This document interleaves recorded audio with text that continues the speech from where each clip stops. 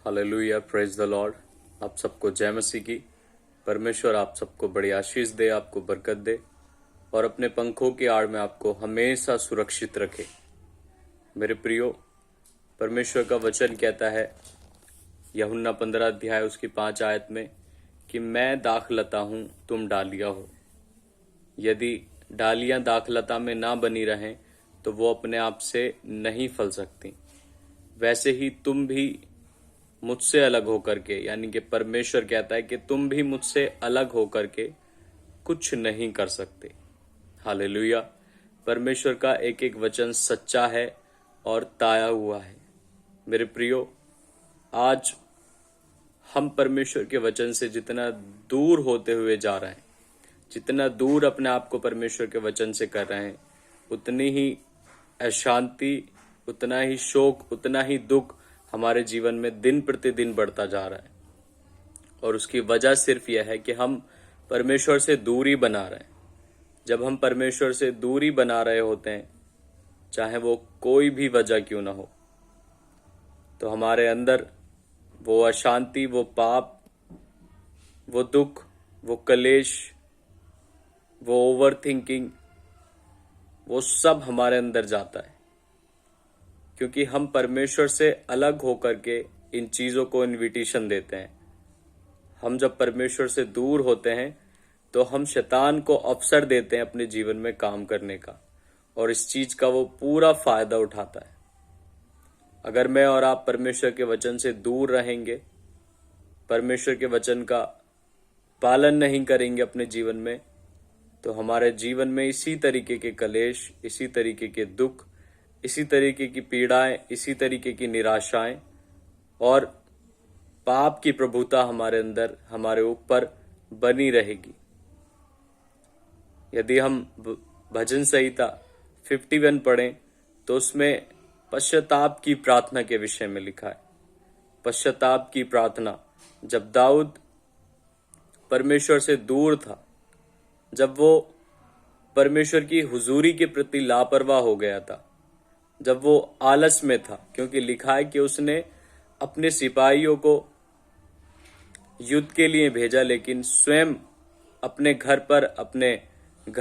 अपने महलों में रुक गया। और जब वो पलंग पर लेटा हुआ था, तब शैतान ने उसके मनों पर, उसके विचारों पर कंट्रोल किया। और जब वो छत पर टहलने के लिए जाता है, घूमने के लिए जाता है छत पर, आप सोचते हैं कि दाऊद अपनी मर्जी से वहां पर गया था। नहीं, शैतान, उसके मन में काम किया होगा, शैतान ने उसके विचारों पर कब्जा किया होगा। और जब वो छत पर टहलने के लिए जाता है तो पाप उसकी आंखों में आ जाता है, शैतान उसकी आंखों में आ जाता है, शैतान का कंट्रोल उसके शरीर पर आ जाता है। और जब वो उरिज्या की पत्नी को नहाता हुआ देखता है तो उसके प्रति उसके मन में वह विचार आता है। वो उसको बुलाता है, उसके साथ पाप करता है। और परमेश्वर का वचन कहता है कि इससे भी बढ़कर के उसने परमेश्वर की दृष्टि में ये पाप किया कि उसने उसके पति को मरवा दिया था। परमेश्वर के वचन में लिखा है, पहले दाऊद ने पाप किया, फिर उसके बाद उसके पति को, बैतशेबा के पति को मरवा दिया। इससे परमेश्वर का क्रोध उसके ऊपर और भड़क उठा। और जब हम आगे उसके विषय में पढ़ते हैं तो परमेश्वर का वचन कहता है कि तूने जो मेरे विरुद्ध पाप किया है, तूने जो मेरी आज्ञा का उल्लंघन किया है, अब तलवार तेरे घराने से कभी न हटेगी। जो काम तूने रात में और छुप करके किया है, वो काम मैं दिन दोपहर तेरे परिवार के साथ, तेरे घराने के साथ कराऊंगा। ऐसे कुकर्म उसके परिवार के साथ हुए, उसकी बेटियों के साथ हुए, जब हम वचन में पढ़ते हैं। तो ये किस लिए हुआ कि जब वो परमेश्वर की हुजूरी के प्रति लापरवाह था, परमेश्वर के वचन से दूर था, परमेश्वर की हुजूरी का उसके जीवन में कोई महत्व नहीं था। लेकिन जब हम भजन संहिता 51 पढ़ते हैं, जब भजन संहिता 51 अध्याय पढ़ते हैं, तो उसमें पश्चाताप की प्रार्थना के विषय में लिखा है कि उसने जो बत्सेबा के साथ पाप किया था, उसके प्रति उसके मन में शोक उत्पन्न हुआ है। ऐसी पीड़ा उत्पन्न हुई है जो पाप करने के पश्चात होती है। तो उसने माफी मांगी। वो कहता है कि मैं तो अपने सारे अपराधों को जानता हूं और मेरा पाप मेरी दृष्टि में निरंतर बना रहता है। मैंने केवल तेरे ही विरुद्ध पाप किया है। व्यभिचार एक ऐसा पाप है जिससे परमेश्वर को अत्यंत घृणा है, जो नफरत करता है इस पाप को। जब यीशु मसीह क्रॉस पर टांगे गए तो उनकी देह के ऊपर इस संसार के सारे व्यभिचार, सारे दुष्कर्म, सारे हर तरीके के पाप उसकी देह पर थे। तब वो कहते हैं कि पिता, तूने मुझे क्यों छोड़ दिया। परमेश्वर ने यीशु मसीह को कुछ पल के लिए इसलिए छोड़ दिया क्योंकि वो पाप को नहीं देख सकता। वो पापी से नफरत नहीं करता, लेकिन वो पाप को बर्दाश्त नहीं कर सकता। वो नफरत करता है पाप से, व्यभिचार से। इसलिए व्यभिचार ने उसको इतना कठोर कर दिया था कि वो परमेश्वर की हुजूरी से दूर हो गया। लेकिन जब वो पश्चाताप की प्रेयर करता है, परमेश्वर की हुजूरी में जाता है, तो उससे प्रार्थना करता है, परमेश्वर मेरे अपराधों को क्षमा कर। मैं अपने अपराधों को जानता हूं और मेरा पाप मेरी दृष्टि में, मेरी नजर में हमेशा बना ही रहता है। यहां पर एक पहचान एक आत्मिक जन की होती है। जब कोई पाप उससे होता है, हमसे होता है, तो वो पाप हमारी दृष्टि में निरंतर बना रहता है। पवित्र आत्मा हमें उसका पश्चाताप करने के लिए विवश करता है, और जब तक हम उसका पश्चाताप नहीं कर लेते तब तक वो पाप हमारी नजर में आता रहता है, और उसके बाद जो आता है वो शैतान की ओर से होता है। इसलिए एक ऐसा पाप जो परमेश्वर से दूर करता है, परमेश्वर की हजूरी से दूर करता है, वो व्यभिचार है। लेकिन जब दाऊद प्रेयर करता है, घुटनों पर आकर के पश्चाताप करता है, गिड़गिड़ा करके परमेश्वर के सामने प्रार्थना विनती करता है, तो वो कहता है कि अपने पवित्र आत्मा को मुझसे अलग ना होने दे, अपने पवित्र आत्मा को मुझसे ना छीन। क्योंकि वो जानता था कि पवित्र आत्मा की वैल्यू क्या है। पवित्र आत्मा के बिना कोई भी कुछ भी नहीं कर सकता। अगर वो आत्मिक जन है, अगर आप सेवा करना चाहते हैं, परमेश्वर के कामों को करना चाहते हैं, आपकी सेवकाई, आपका प्रार्थना का जीवन, आपका कुछ भी पवित्र आत्मा के द्वारा, पवित्र आत्मा के बिना निष्फल होगा, उसका कोई परिणाम नहीं होगा। इसलिए दाऊद प्रेयर कर रहा है कि अपने पवित्र आत्मा को मुझसे ना छीन। परमेश्वर का आत्मा पवित्र है, और जब अशुद्धता किसी के जीवन में आती है, जब दाऊद के जीवन में अशुद्धता आई, पाप आया, तो वो पवित्र आत्मा उससे दूर चला गया, क्योंकि पवित्र आत्मा पवित्र स्थान में ही वास करता है। वो ऐसे स्थान में वास नहीं कर सकता जहां पर व्यभिचार, जहां पर दोष लगाना और अन्य प्रकार के पाप हों। इसलिए पवित्र आत्मा उससे रूठ करके उसके पास से चला गया। इसलिए वो जानता था कि उसके जीवन में बिना पवित्र आत्मा के वो कुछ भी नहीं है। इसलिए वो प्रार्थना कर रहा है परमेश्वर से कि अपने पवित्र आत्मा को मुझसे अलग ना होने दे। मेरे प्रियो, हमारे जीवन में भी काफी बार ऐसा ही होता है। जब हम अपने परमेश्वर के वचनों के प्रति लापरवाह हो जाते हैं, उसके साथ समय नहीं बिताते, तो शैतान की प्रभुता, पाप की प्रभुता हमारे ऊपर काम करना शुरू करती है। और जब पाप हमारे जीवन में आता है तो उसके बाद 1000 प्रकार की चिंताएं, 1000 प्रकार के दुख, 1000 प्रकार की परेशानियां और पाप हमारे जीवन से बाहर आते हैं। लेकिन आज हम इतने समझदार हो गए हैं कि हम परमेश्वर के पास पश्चाताप की प्रार्थना करने की बजाय अपने जीवन में, अपनी गलतियों में और उलझते जाते हैं, और परमेश्वर पर ही दोष लगाते हैं कि परमेश्वर हमारे साथ नहीं है।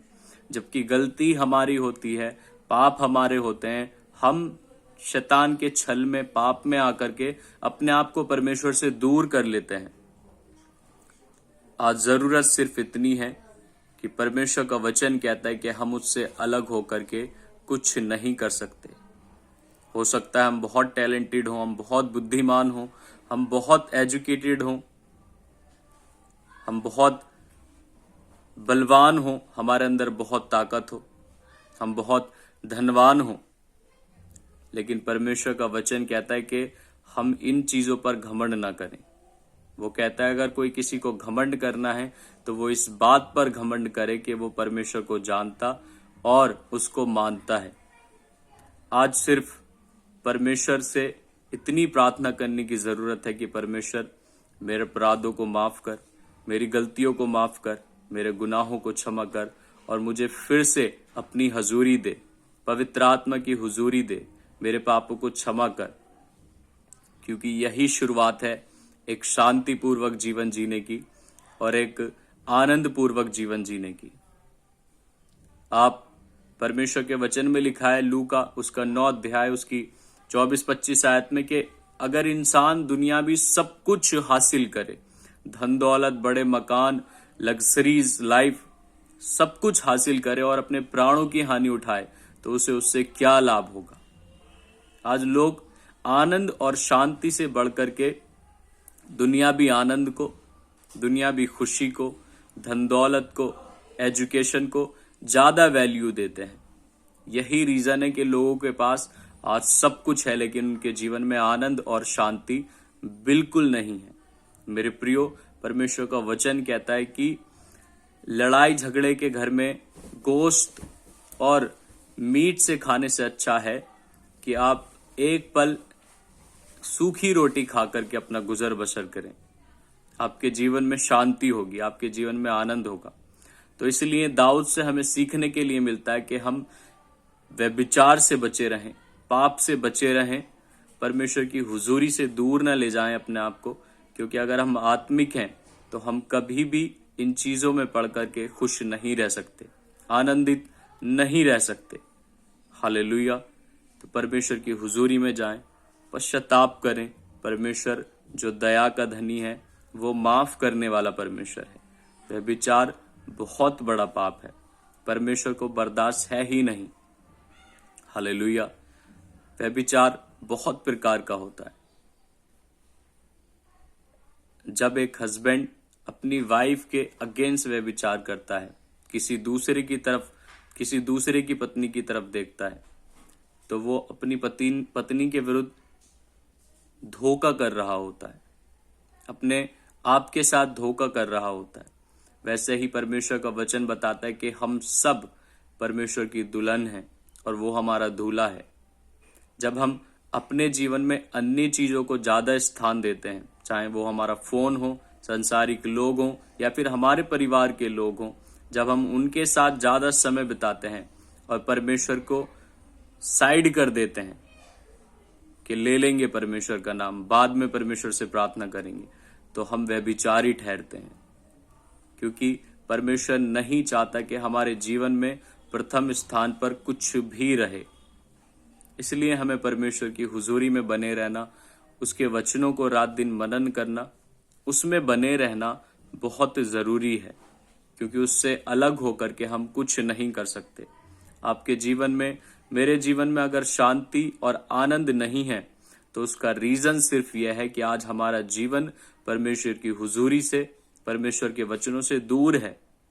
हम अपनी समस्याओं का हल अपने आप से ढूंढना पसंद करते हैं, जबकि परमेश्वर का वचन नीति वचन 3 अध्याय में बताता है कि तू अपनी समझ का सहारा न लेना, वरन संपूर्ण मन से यहोवा पर भरोसा रखना, तब वह तेरे लिए सीधा मार्ग निकालेगा। मेरे प्रियो, जीवन कठिन नहीं है यदि हम परमेश्वर के वचनों के साथ जिएं। हालेलुया। परमेश्वर के वचनों में हमारी समस्याओं का समाधान है। अगर हम उससे दूर भागेंगे तो हम अपनी परेशानियों में उलझते जाएंगे, अपने दुखों में उलझते जाएंगे।